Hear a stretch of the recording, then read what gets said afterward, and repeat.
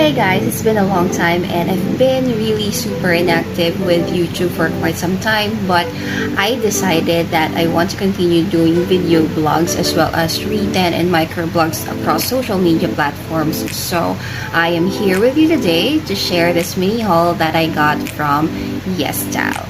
So if you're not yet familiar with YesStyle, it's a fashion and e-commerce platform that sells clothes, makeup, skincare, and as well as accessories. So they have locations across Hong Kong, South Korea, and Japan.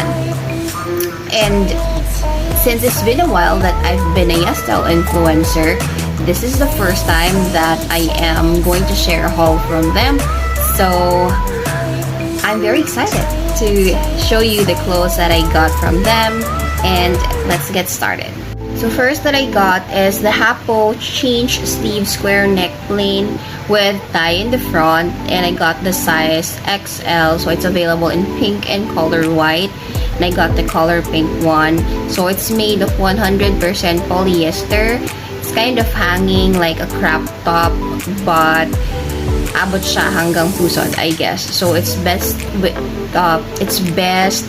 terno with high waist short. Next that I got is the Monroe V-neck knit cardigan. This is one of my favorites. Super, I think this is a plus size. Actually, one size na siya as what I've checked from the product descriptions. Like, the clothing is more on mixed fiber. It's available in color green and color white as well. Pwede siyang pang cover up, and ang nagustuhan ko dito is yung faux pearl na parang pang open niya, so it's like a cardigan for me. Next that I got is the Ferrine puff sleeve v-neck plain blouse. I think I already bought one of these before sa other e-commerce platforms, na color white nga lang yung nabili ko.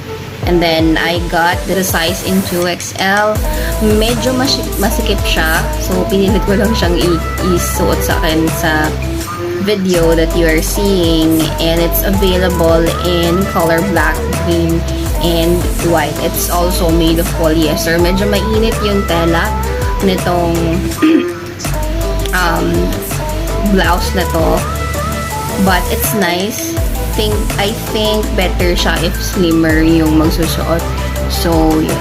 Then, next that I got is the Krasol plus size elastic waist button fly denim shorts. I also got it in the size 2XL. So, sakto plus size siya. But, I think medyo maliit pa rin yung 2XL sa sizing nila. So, it's available in color black and blue. I got the color blue one. But it's available in 2XL to 6XL if you want. It's made of denim. Super ganda ng style niya. I could have bought the larger sizes para hindi masyado masikip sa thighs. Next that I got is the Mikiko plain pleated mini skirt. Ito, I got this in size XL.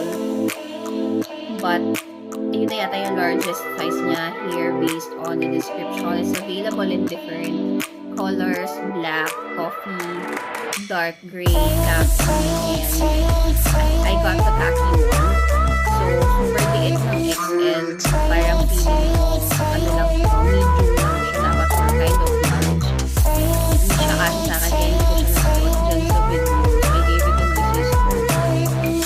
And then, next that I got is the Einshine. I'm not sure if that's the correct pronunciation. Einshine long sleeve plaid shirt. Parang maganda yung magiging ganyang style if you're petite. So, for plus size, kasya naman siya. Nasasara naman. Medyo mainit.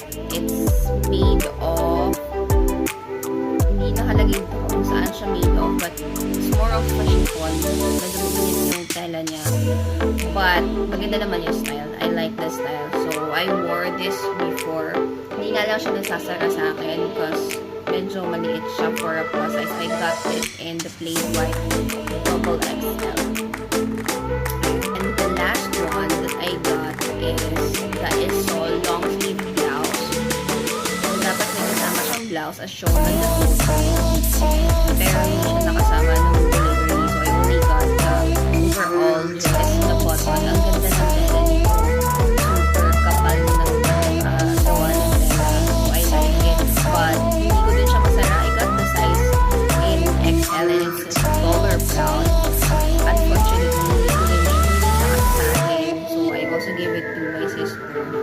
but it's also available in almond color. So if you want to check out more options of clothing, marami silang different styles, more on Korean and Japanese style yung mga yung mga damit nila. So if you're into dressing up like Korean idols, yon, madami kayong makikitang ganyan sa Yes style. And if you want to get more discounts on your purchases, please use my code SHY7. So I'm flashing it on their screen. And yeah, thanks for watching.